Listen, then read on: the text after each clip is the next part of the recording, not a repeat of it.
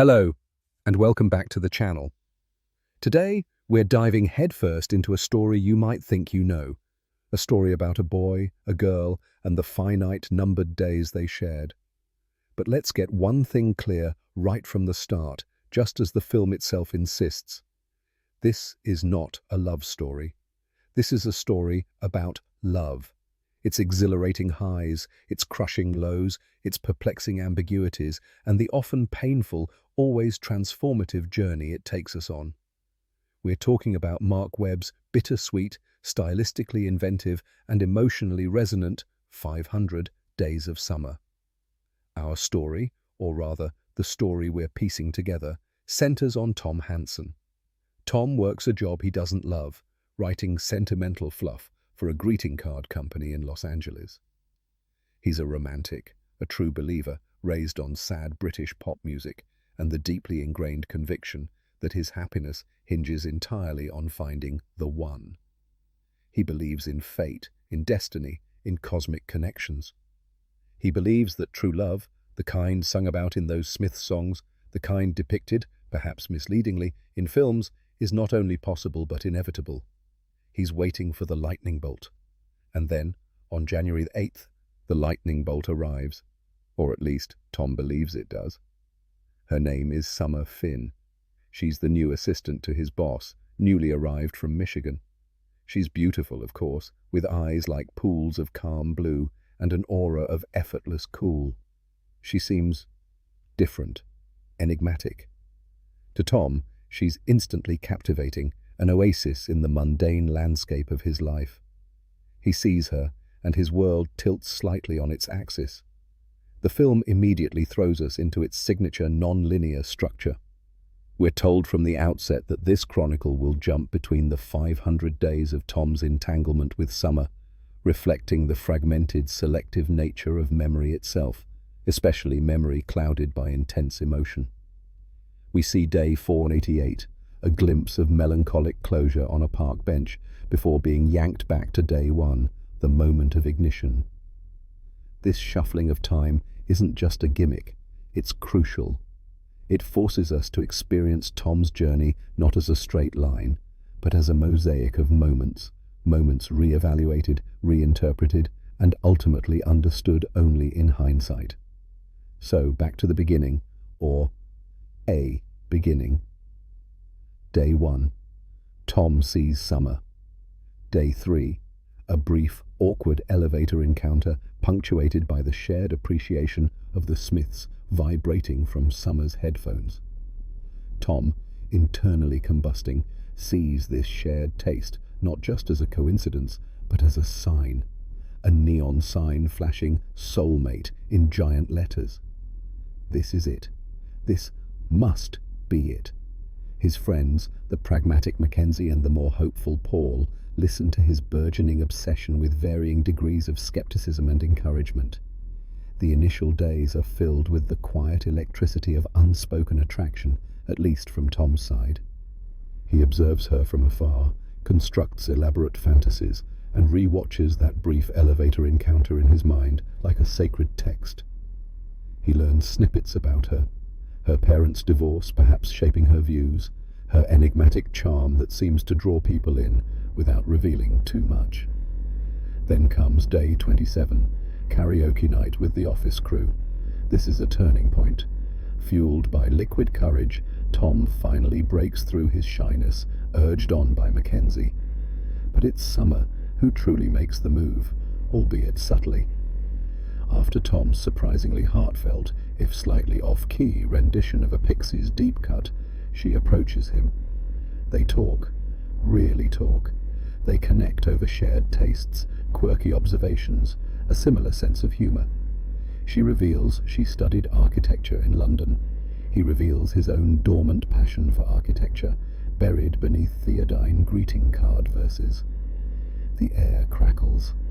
And then Summer sings Nancy Sinatra's Sugar Town. It's confident, a little playful, a little detached. Tom is utterly mesmerized. Later, Mackenzie, perhaps sensing the dangerous depth of Tom's plunge, drunkenly reveals that Summer thinks Tom is interesting. Hope surges through Tom like a tidal wave. As they share a taxi home, the tension is palpable. Summer rests her head on his shoulder. For Tom, this simple gesture is everything. Confirmation, validation, the beginning of their epic love story, or so he thinks. The following weeks unfold in a haze of burgeoning intimacy. Day 31, the legendary copy machine incident. A stolen kiss, initiated by Summer amidst the sterile hum of the office equipment. It's sudden, passionate, and leaves Tom reeling, floating on air. It feels like the start of something real, something tangible. Day 34, a trip to the record store. They browse vinyl, sharing recommendations, judging strangers' tastes, inhabiting their own little world. Summer writes, "I love the Smiths" on his arm. Again, Tom interprets this through his romantic filter, a declaration, a shared identity. He fails to see it might just be a statement, a shared interest, nothing more profound guaranteed. Day 45. They wander through IKEA, pretending to be a long-married couple, testing out beds, staging mock arguments in display kitchens. It's playful, performative, yet deeply revealing. Tom is playing house, envisioning a future. Summer is playing along, enjoying the game, the connection, but perhaps not investing it with the same weight.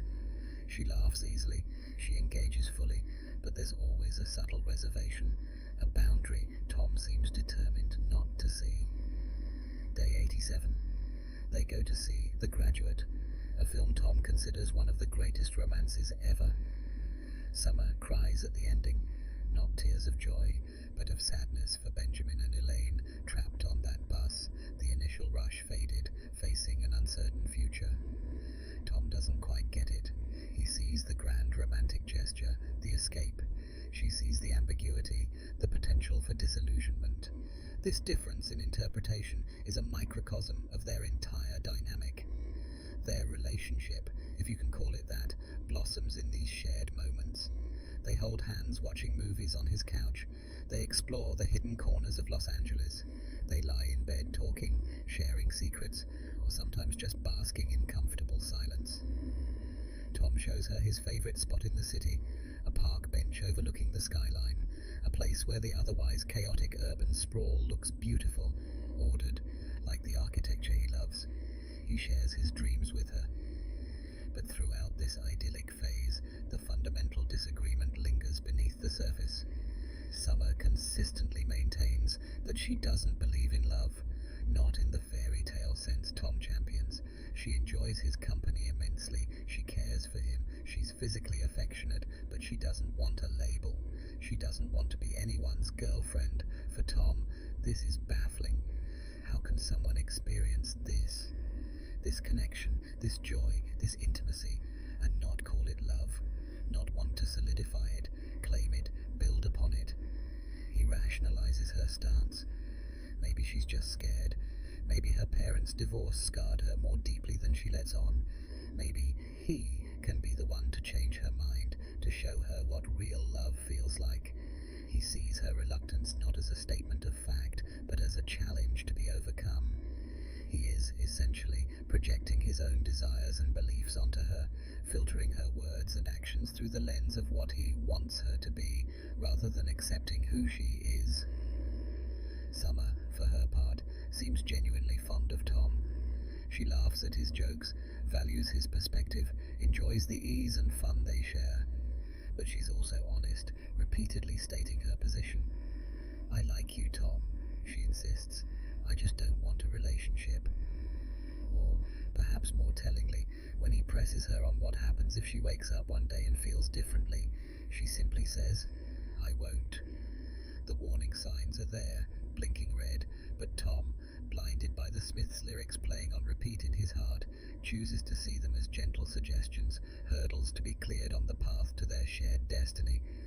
Then comes day 95, the pinnacle, the morning after they first spend the entire night together. Tom walks home, euphoric. The world transforms around him. The drab Los Angeles streets burst into a technicolor musical number. Strangers smile, wave, join him in a choreographed dance to Hall & Oates' "You Make My Dreams." Even an animated bluebird lands on his finger. This sequence perfectly captures the intoxicating, reality-bending power of perceived requited love. It's pure, unadulterated joy, the feeling that the universe is finally aligning according to his deepest wishes. He's not just walking, he's floating, propelled by the certainty that he has finally found his soulmate. This is the peak of the summit, the moment Tom will endlessly rewind and replay in the bleaker days to come. But even amidst the bloom, shadows begin to creep in at the edges. Day 154. They're in a bar. Tom gets into a fight defending Summer's honor against some drunken lout. Later, walking home, the adrenaline fades, replaced by a tense silence. Tom, seeking reassurance, asks, "What are we?" Summer's response is gentle but firm. "We're just friends." Tom recoils.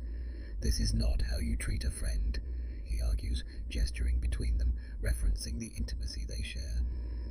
Summer sighs, weary of this recurring conflict. "Well, what do you want to call it?" she asks. The unspoken plea is for the title, girlfriend, boyfriend, us. Summer resists. "I like you, Tom," she repeats, the familiar, frustrating refrain. "I just don't want a relationship." The argument ends unresolved, a hairline crack appearing in the idyllic facade. Other moments accumulate, small fissures widening over time. Day 259. They attend a co-worker's wedding. Surrounded by declarations of eternal love and commitment, the contrast between the ceremony and their own undefined status becomes stark. Summer catches the bouquet, a traditional symbol of impending marriage. But her expression isn't one of joy or anticipation. It's distant, perhaps even troubled. She seems more isolated than ever amidst the celebration. Tom watches her, a knot of anxiety tightening in his stomach. Is she thinking about them? Does this make her realize what they could have? Or does it merely reinforce her aversion to commitment? He doesn't know. The ambiguity is agonizing. Day 282. They sit in a diner, eating pancakes. What starts as playful banter somehow curdles into another argument about their status, about expectations. Tom presses. Summer deflects. The comfortable ease that once defined them feels strained, replaced by an underlying tension. The silences are heavier now, the shared jokes less frequent. Summer seems to be withdrawing, becoming more emotionally distant. Tom notices, but clings desperately to the good times, trying to recreate the magic of the early days. He suggests they see a French film. She seems uninterested.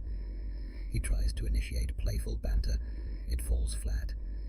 Something fundamental has shifted, but Tom can't or won't pinpoint exactly what or why. He blames external factors, bad moods, anything but the possibility that Summer simply doesn't feel the same way he does, or at least not in the same way he needs her to. The narrative skillfully contrasts Tom's memories of this period with what might have been the reality. We see his idealized recollections, sunshine, laughter, perfect harmony, juxtaposed with scenes hinting at Summer's growing unhappiness or detachment. Her small sighs, her averted gazes, moments where she seems lost in thought, miles away from him even when they're sitting side by side.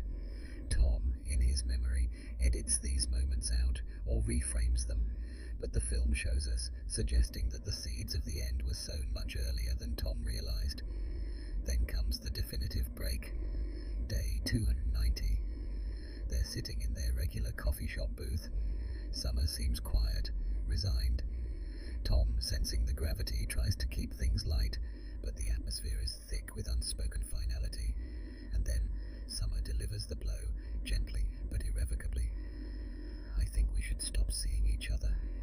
Tom is stunned, blindsided. Despite all the arguments, all the warning signs he'd minimized, he truly didn't see this coming. He asks why. Summer's explanation is simple, yet devastatingly complex for Tom to accept. "Because I'm unhappy." Tom scrambles, desperate. "We were happy," he insists, referencing their shared moments, the IKEA trip, the record store, the copy machine kiss. But Summer corrects him, gently but firmly. You were happy. I wasn't. She explains that while she enjoyed their time together, the fun eventually stopped being fun. The weight of his expectations, the constant push for something she couldn't give, became too much. She assures him, "You're still my best friend," a line that feels like salt in the wound. The breakup isn't angry or dramatic. It's quiet, almost surgical, which somehow makes it even more painful for Tom. He leaves the coffee shop in a daze, the world suddenly drained of its colour, the Hall & Oates soundtrack cutting out abruptly, replaced by the harsh sounds of reality. The aftermath is depicted with unflinching honesty. Tom plunges into a deep, debilitating depression. Days bleed together in a haze of grief, anger, and confusion. We see him smashing plates in his kitchen, consumed by rage. We see him listless in his apartment, unshaven, barely functioning, surrounded by the ghosts of happier times. He tortures himself by mentally replaying their relationship, searching for clues, for the exact moment things went wrong. What did he do? What did he say? How could she just stop?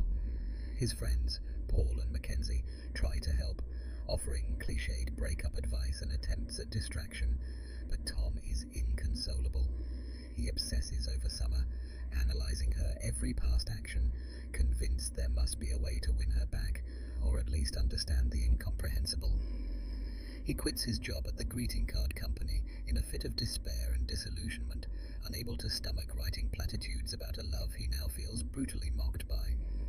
His younger sister, Rachel, becomes his unlikely voice of reason. Played with sharp wit and surprising wisdom, she listens patiently to his heartbroken ramblings, but refuses to indulge his self-pity entirely. She offers practical advice and, more importantly, challenges his idealized narrative. She points out the inconsistencies, the moments where Summer clearly stated her intentions, the signs Tom willfully ignored. One of the film's most iconic sequences perfectly illustrates Tom's struggle with memory and expectation. Day 408.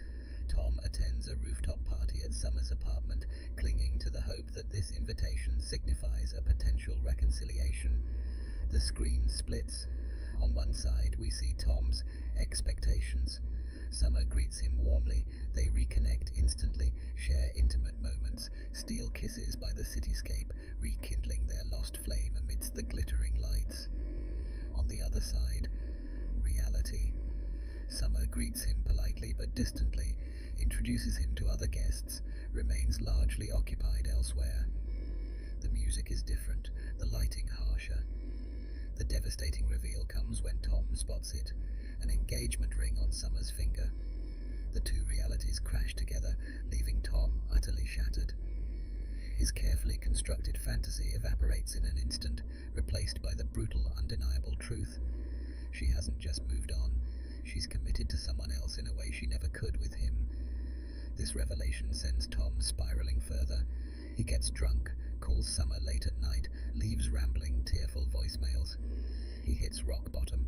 He bumps into her on a train, tries to act casual, but the pain is etched onto his face. He sees her laughing with her fiancé in the park, a picture of the domestic bliss he always craved, and it feels like a physical blow. But hitting bottom can also be a turning point.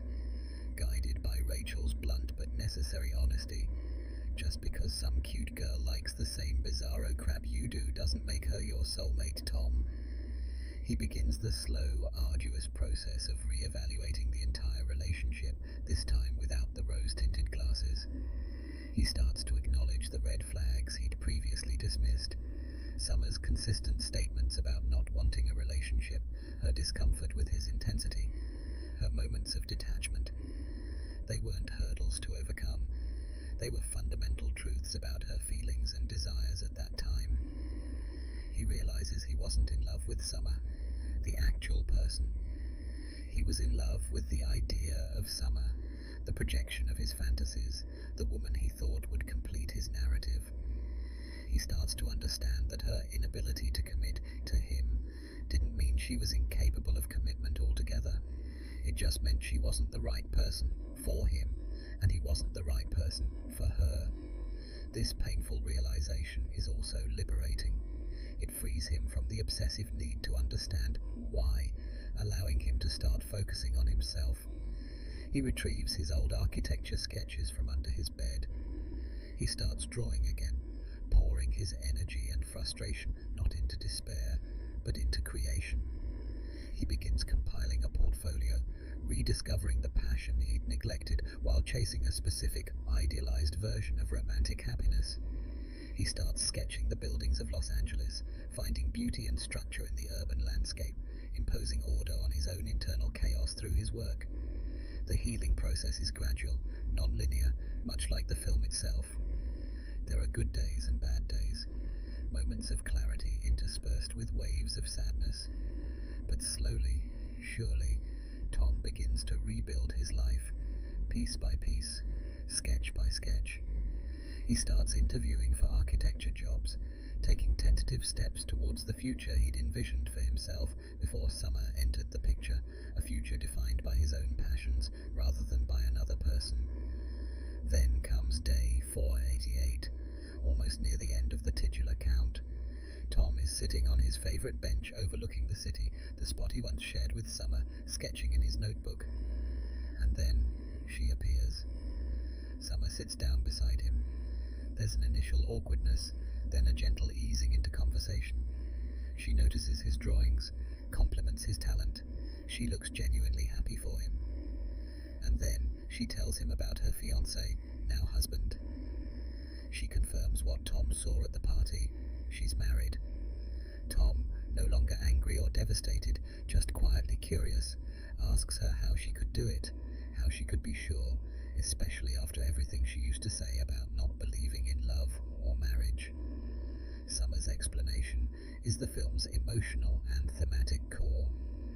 She tells him about sitting in a deli reading Dorian Gray when a man asks her about the book, and suddenly she just knew. I just woke up one day and I knew, she says, echoing the very words Tom once desperately wanted to hear directed at him. Knew what? Tom asks, his voice soft. What I was never sure of with you, she replies, meeting his gaze with gentle honesty. It's a devastatingly ironic twist.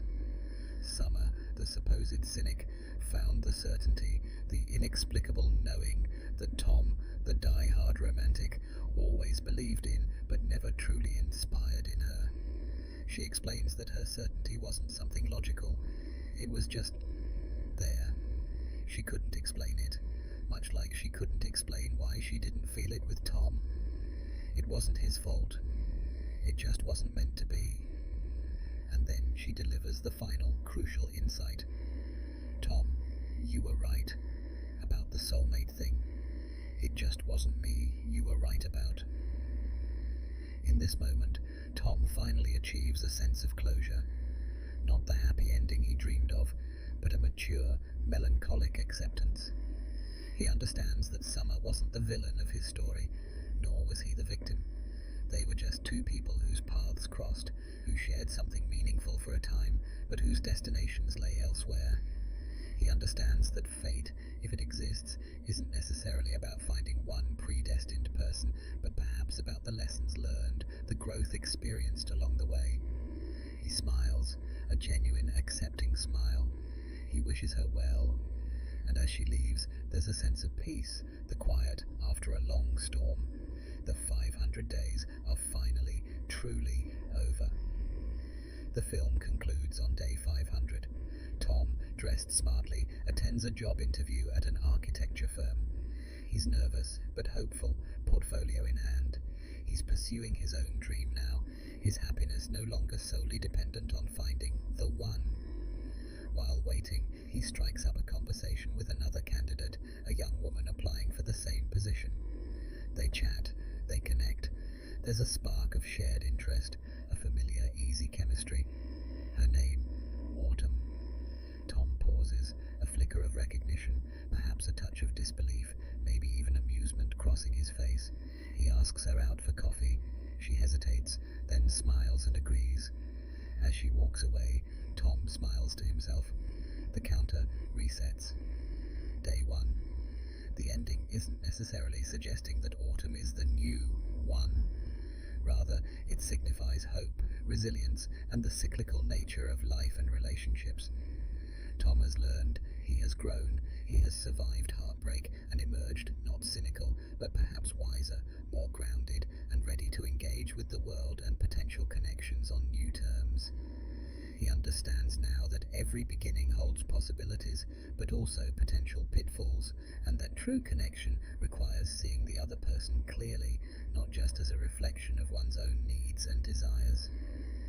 500 Days of Summer resonates because it captures something fundamentally true about modern romance, memory, and perspective. It deconstructs the traditional rom-com narrative, exposing the dangers of idealization and the often painful gap between expectation and reality. Tom's journey is a poignant reminder that we often see what we want to see in relationships, filtering experiences through our own preconceived notions of love and destiny. Summer isn't a manic pixie dream girl designed solely to enlighten the male protagonist. She's a person with her own feelings, complexities, and trajectory, which don't necessarily align with Tom's script. The film's non-linear structure brilliantly mirrors the way we process breakups, replaying moments, searching for meaning, memories shifting based on our current emotional state. The soundtrack, a character in itself, perfectly underscores the emotional landscape, from the highs of the Smiths and Hall & Oates to the lows of Regina Spektor and Carla Bruni. The visual style, incorporating split screens, animations, and French New Wave homages, adds layers of meaning and reinforces the subjectivity of Tom's experience. Ultimately, this story, which emphatically tells us it isn't a love story, teaches us profound lessons about love. It teaches us about the importance of communication, of listening, of accepting people for who they are rather than who we want them to be. It reminds us that heartbreak, while excruciating, can be a catalyst for growth and self-discovery, and it suggests that perhaps destiny isn't about finding a single perfect soulmate, but about the journey itself, the connections we make, the lessons we learn, and the resilience we find within ourselves to start again, even after 500 days draw to a close. It's a story about the bittersweet beauty of impermanence and the enduring hope that even after winter, autumn might arrive. Thanks for joining us on this deep dive into 500 Days of Summer. Let us know your thoughts on the film, Tom's journey, and Summer's perspective in the comments below. And as always, don't forget to like, subscribe, and hit that notification bell for more cinematic explorations. Until next time.